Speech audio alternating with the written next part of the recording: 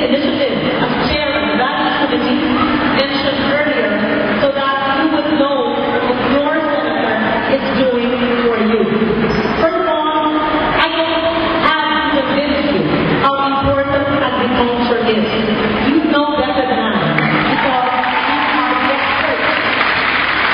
And I would like to tell you, and you probably know, that in the whole Region 8, we as you received the biggest budgetary allocation for 2009 budget because we supported that last year. And now, as chair of the Finance Committee and Agriculture, I will fight for an even bigger budget for VSU.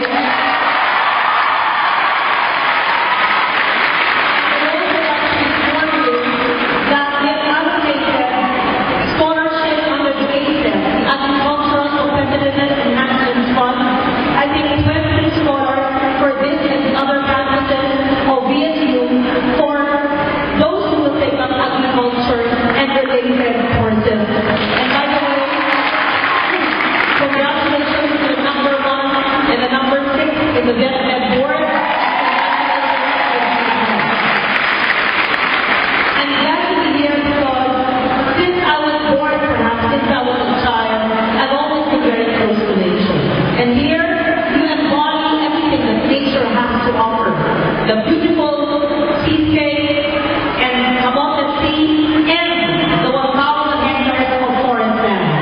So I am very much at home with you, and you are so blessed that you have the sea, you have the forest, you have the fresh air, you have the endemic indigenous tree species, you have the brilliant professors and academicians and the scientists.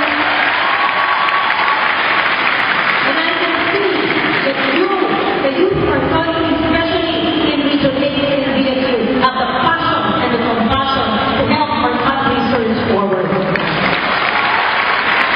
Now, allow me to tell you what I have done as chair of the Agriculture Committee. There are two very important bills that I am pushing that I vow will be enacted before adjournment of session this year. First is the extension program. We all know that the Maros Catao, the Municipal Agriculture Office and the Provincial Agriculture Office have been devolved